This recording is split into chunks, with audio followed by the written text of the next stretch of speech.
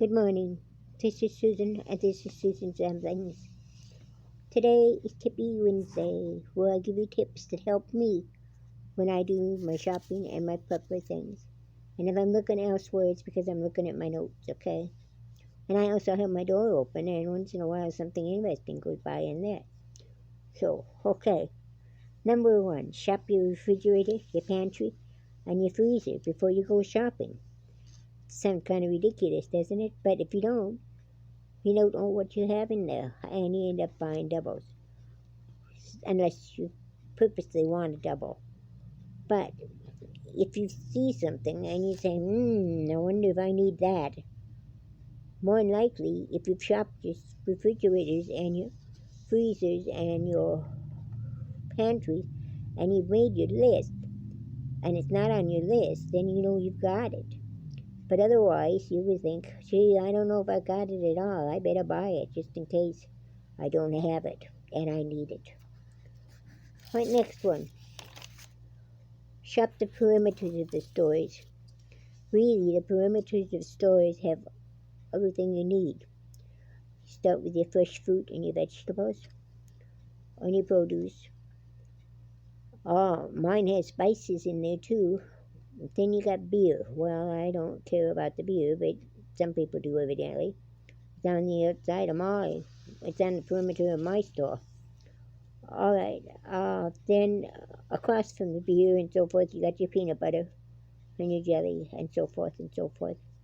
You go into cheese, your dairy, your butter, your margarine, your cheese, your milk, your eggs, etc., etc. All those things is what you go into next.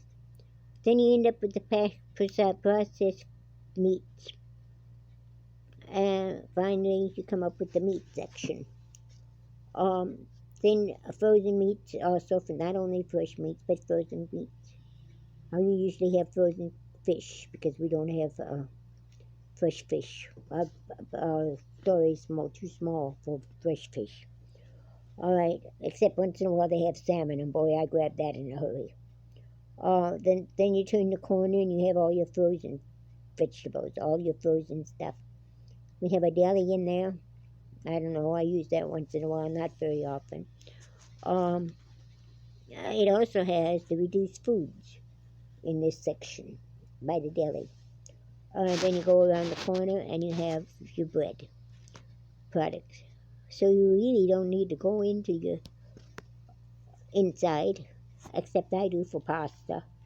I do for other spices. I might do for sugar and flour and so forth like that. But the less time I spend in middle aisles, the less junk food I buy. And don't buy junk food, okay? Number 8. Check out the price per unit. Don't assume that the bigger package is cheaper. Is cheaper. If you look at the unit cost, per unit cost, and it's usually on the shelves for you to watch. Sometimes you find out that the smaller amount are cheaper than the big amounts. So make sure you watch that. They try to get our money no matter how they do it. And yeah, they're trying to get our money. Don't go to the store when you're hungry. You're more apt to buy junk food or impulse food. Also avoid taking children going shopping with you. There you go, impulse food and impulse buying junk food. Make sure, oops, that's not it.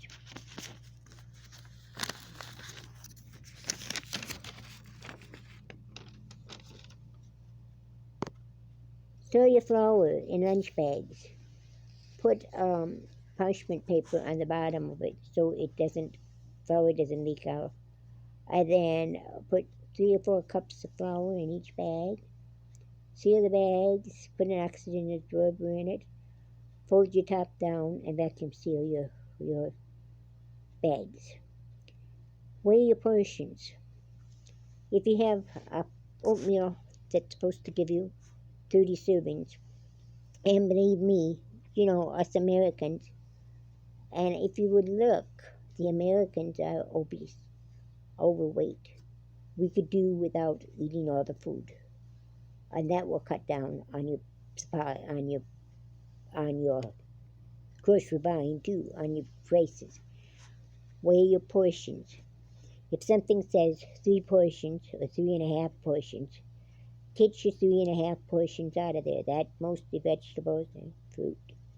Don't just take one bag, one box, one can, and eat it all, or put it between just 2 people. Make sure you get all your servings out of it. Another one is oatmeal and cereal. Measure it out, weigh it out. You're going to find out that you get a lot more servings. And yeah, it'll help. Okay, another one. Right now, while eggs are cheap, buy your eggs, beat them with a little bit of salt, and then you freeze them in silicone muffin liners. Use the silicone muffin liners because they're bigger and they're larger than the regular muffin cups. Use a regular muffin cup, the eggs won't fit into it, but they will fit into the silicone liners. And then when they're frozen, take them out and put them in a Ziploc bag, and you will always have eggs. You can also scramble the eggs before you fry them, before you freeze them. In the freezer, I have biscuits with eggs and sausage or bacon and cheese. My eggs are scrambled. I put the meat on it. I put the cheese on it. I let them melt. I really don't let them melt. I just wrap them up in parchment paper or aluminum foil. These little sheets of aluminum foil you get at the dollar store, they're terrific for this kind of stuff. Close them up, put them in the freezer, and you have something every day where you can just grab. Or make a burrito with your scrambled eggs and your meat and your cheese. It's another thing you can freeze and just grab as you walk out the door. Another one you can do, another one I like scrambled eggs. In fact, that's my go-to meal, as long as it is cheap. And I have omelets in the freezer. And all it is just plain omelets. Plain eggs scrambled.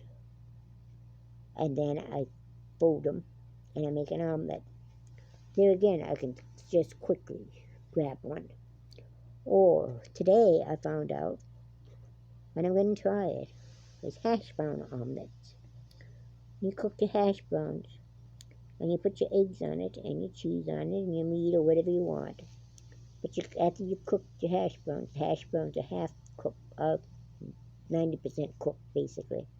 Then you pour your eggs over the hash browns. You put your meat there. If you have any vegetables, such as onions, green peppers, red peppers, so forth, and mushrooms, so forth, then you lay that over the hash browns too, and you let it cook. You can take sliced cheese, and people are going to say, "Oh, gee, you use the bad cheese." Yes, but it's cheap. You can use the more expensive cheese if you want. That's up to you. But don't judge those of us that have to really follow our budgets. And put your cheese on it. And then when the eggs are done, and it doesn't take very long to get the eggs done, then you divide it in half or divide it in sections, and take one half of your hash brown and fold it over onto the other half. And you know what? You basically have a stuffed hash brown, but it's also something that you can grab real quick and buy and go and eat with. So that's something else you want to do it. Another thing you can buy, make sure you have your egg replacer though, because that lasts 20, 25 years. And you can use that for bacon, okay? Then you won't use the eggs. Another thing, use your packet of country sausage mix, gravy, country gravy mix, and add water to it. And you can have and peas or beans or whatever you want, and you have a soup.